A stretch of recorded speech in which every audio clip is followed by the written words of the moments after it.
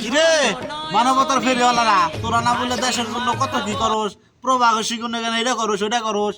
আমাকে যে লাউডারটা বন্ধ করে দিছে, দেশে কথা কই না, নেট নাই ইন্টারনেট নাই, আমরা কি করি? আবার ফোনে তবে বলে লাউডার বন্ধ করে দিছি। আচ্ছা আমরা নয় সাধারণ মানুষ এই করি মিছিল করি মিটিং করছি, আমাকে সমস্যা লাউডার আঙ্গ বন্ধ করছ। এখানে তোরা তো দলে, তোরা ক্ষমতা, তোরা এমপি মন্ত্রী, তগও লাউডার বলে বন্ধ হয়ে গেছে, হাসাই না ব্যাংক ব্যালেন্স সব বলে বন্ধ হয়ে গেছে। তো ব্যাংক যে বন্ধ করলি, বিকাশ বন্ধ করলি, সব বন্ধ করলি, সিম টিম সব বন্ধ করলি, দেশটা পাঠাম না, টেহার দরকার না, উমরা মান হইছে বাপ হইছে, টেহা পাঠান লাগবো, টেহা পাঠাবো না, রিমিটেন্স তক দরকার, রিমিটেন্স লাগবো। তো তোরা যে বন্ধ করলি, বন্ধ করলি টেহারা বাস কানে, হ্যাঁ টেহারা দেব না না, তো তাড়াতাড়ি খোল, টেহারা দিমু, দেশে টেহা পাঠান লাগবো, বুঝছ, টেহা পাঠান লাগবো। কবে খুলবি তাও জানা। আবার শুনলাম ওই যে এই এয়ারপোর্টের টিকিট দেখলাম, বুঝছ, ওই টিকিটও বলে বন্ধ করে লাইছ। তো টিকিট কাটো মুজে এয়ারপোর্ট বন্ধ, তো যাবো কোন পেলে, ডাইনেও পারি না বামেও পারি না।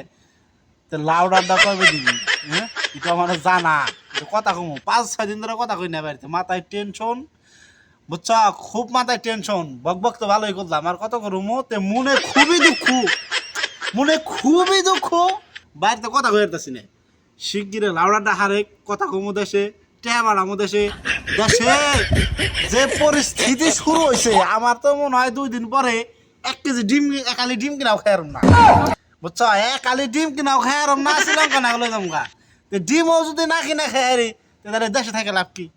হ্যাঁ এক কাম কর, বেবাক মাইরা হালা, তোরা মন্ত্রী এমপি তোরা থাক খালি, বুঝছ, এই সাধারণ পাবলিকের দরকারই নাই, সাধারণ পাবলিকের কোনো দরকারই নাই। সব সাইজা দে, বুঝছ, সব সাইজা দে, কি করবি তাছাড়া? যেভাবে শুরু করছ তুমি হয়তো আর রাখবি না দুনিয়ায়। তাড়াতাড়ি লাউডারটা সারেক, হাইরা লাউডারটা দে, ডলার দিমু, টাকা দিমু, ঠিক আছে, সব দিমু, রিয়াল দিমু, যা আছে সব দিমু, চালু কর লাউডারটা হার, বাড়িতে কথা কমু, বাড়িতে কথা কবে নাকি মাথায় খুব টেনশন চাইপে গেছে। কতদিন থাকবে না বন্ধ হয়ে, দে লাউডারটা দে। আচ্ছা সবাই ভালো থাকবেন, সুস্থ থাকবেন, সবাই যেন তাড়াতাড়ি লাউডার পান, দেশে মা বাবার সাথে আত্মীয়স্বজনের সাথে কথা বলতে পারেন, এই আশা প্রত্যাশা রেখে আজকের মতো বিদায় নিচ্ছি। আল্লাহ হাফেজ।